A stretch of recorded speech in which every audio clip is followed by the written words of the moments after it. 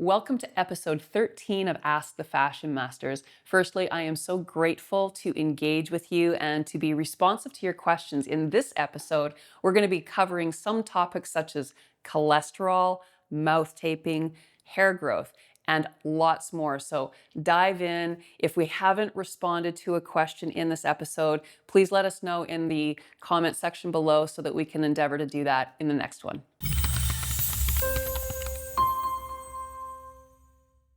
A question came in about how frequently we should be doing the releasing between the webbings of the toes, as well, how much pain should we expect to experience and what's appropriate. So this is a great question because when it comes to the feet, we really can't work them enough. Every step that you take is going to be pulling you back into those habitual patterns. So to make this work a daily practice will really give you the best overall results. If you can't do it daily, as frequently as time allows. And even because working between every toe one at a time for that 3-minute period is 24 minutes, even if you don't have that kind of time, what I would suggest is looking at the toes, spreading them apart, and notice which toes aren't moving apart with ease. And if you only have time for 1 or 2 toes, that's the area that you can work to start creating that release. Now, as far as how much pain is to be expected or tolerated, that's where your breath becomes your guide. Ultimately, to get the best benefit, you want to push the envelope, but without jumping over. So that's where you really want to get in touch with your breath. And the relaxed breath is the key.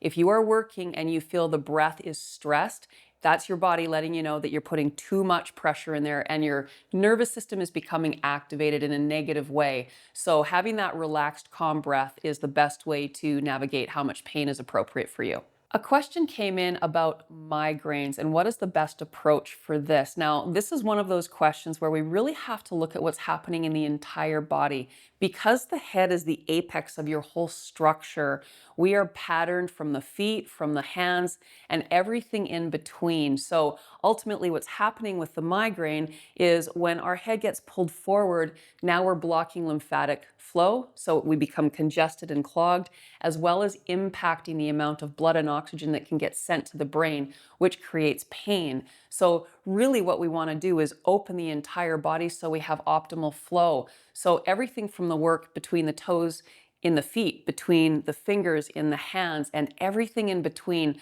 It's really important to address the full body for that reason.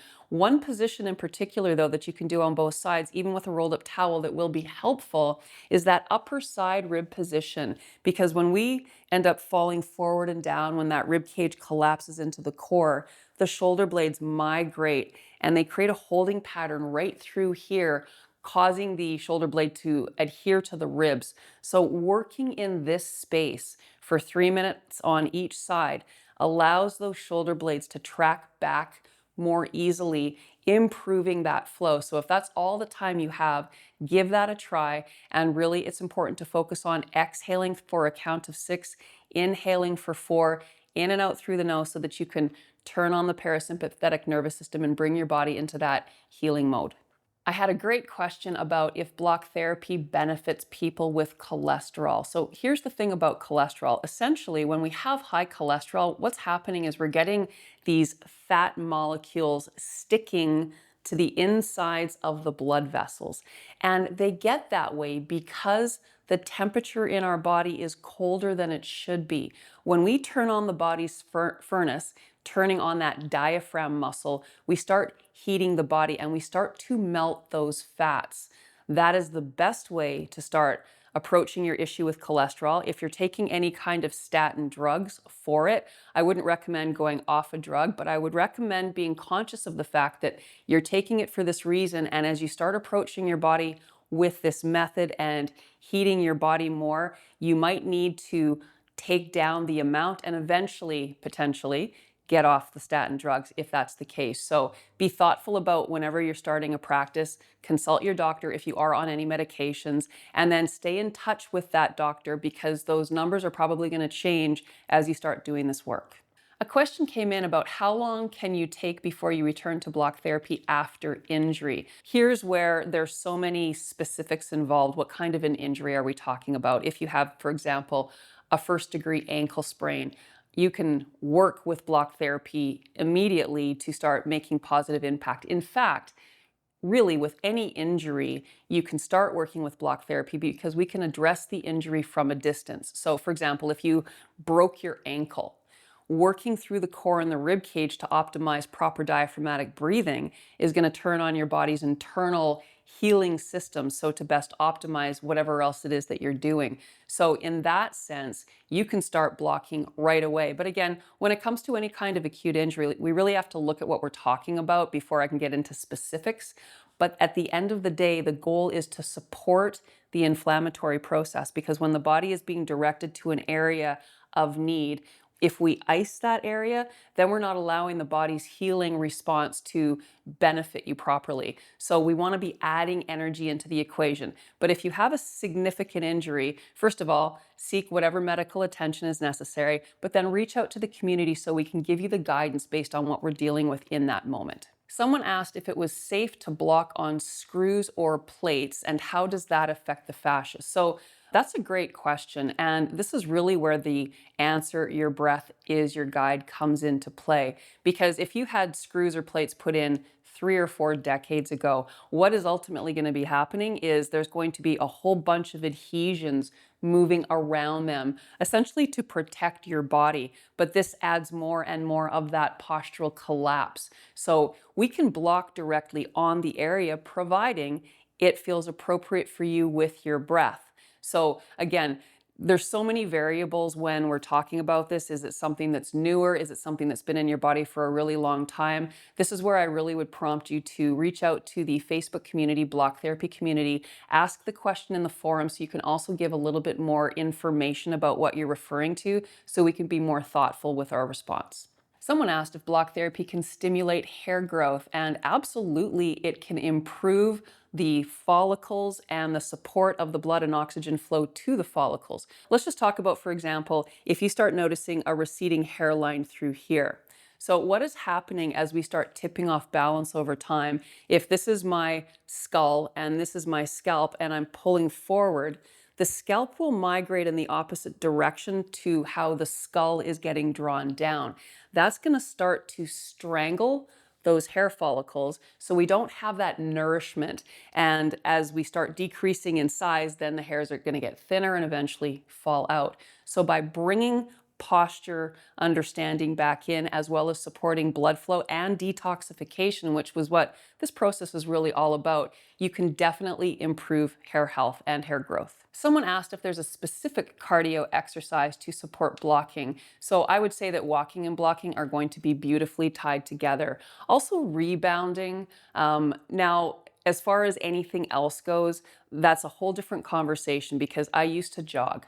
I would not do that anymore because of that pounding influence. But if you're somebody that loves to jog and you get tremendous benefit from it for your nervous system, then it's something that you do want to do.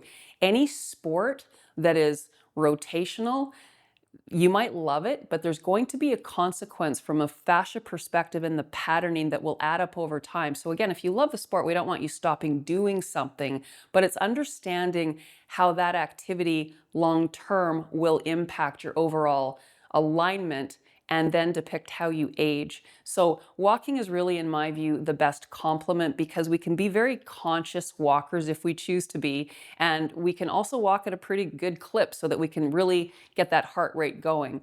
I would also say yoga.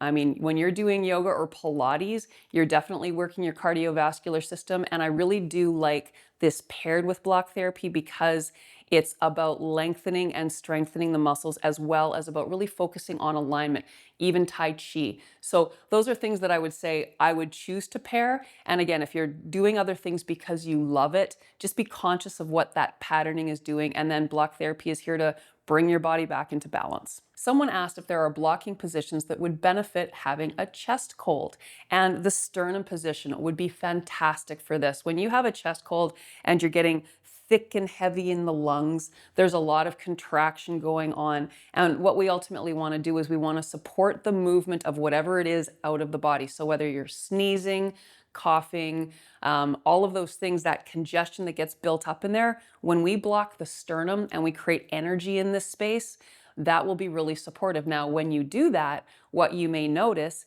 is that you start coughing stuff up more. And in the beginning, it might feel like you're getting worse, but that's your body moving out what it no longer serves. That combined with the belly breath, because again, what we want to do is put the body into parasympathetic so that you can heal. That's really what's necessary. If you don't feel you're able to do either of those things because you're simply run down way too much, even lying in bed, placing your hands on your abdomen and really focusing on that exhale for a count of 6, inhale for 4, slowing down the breath, doing your best to breathe through your nose. If you can't because of the situation, then yes, you can breathe through the mouth. But really, it's about getting your body into parasympathetic through targeting the vagus nerve, which those two positions will do, as well as getting the sleep that you need. Great question came up about referred pain and if blocking can create pain in other areas not blocked. And absolutely it can. These are one of those healing opportunities that we talk about. When we start to change the patterning that we're currently in, we start to articulate differently in all of the joints. So for example, if I'm always leaning to the right and I start blocking and I start bringing my awareness more to balance, now I'm going to be reaching parts of the joints that weren't reached before. And as we start to stimulate those edges, the first thing that's going to happen is we're going to feel some sensation, and that's usually pain. So that's to be expected because we can't go from where we are to perfection. There's a journey backward through time, and oftentimes as well, we're going to be pulling up those deeper injuries from the past so that we can then address them. We are probably aware of a very small percentage of sensation in our body because the brain can only handle so much incoming information.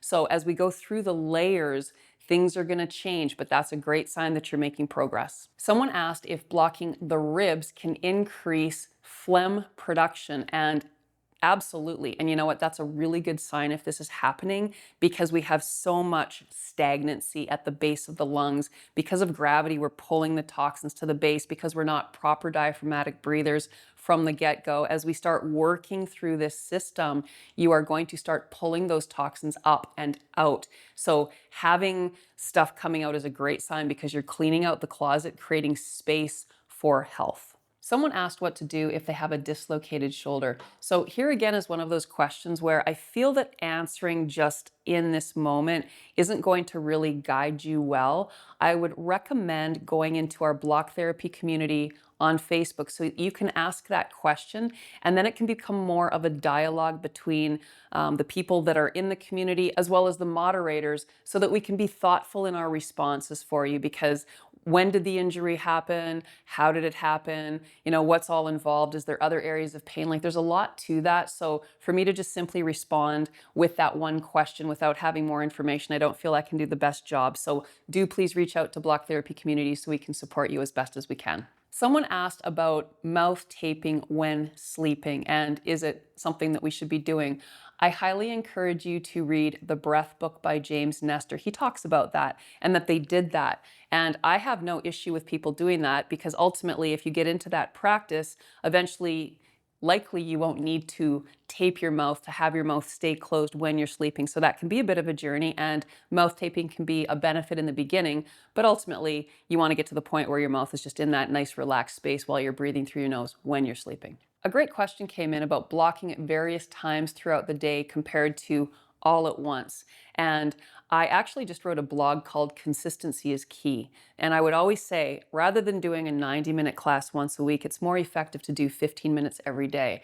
At the end of the day, any time you can put in for self-care is going to benefit you. So if it comes down to you only have 6 minutes and you think, well, I won't bother because I should be doing 15, take the 6 minutes.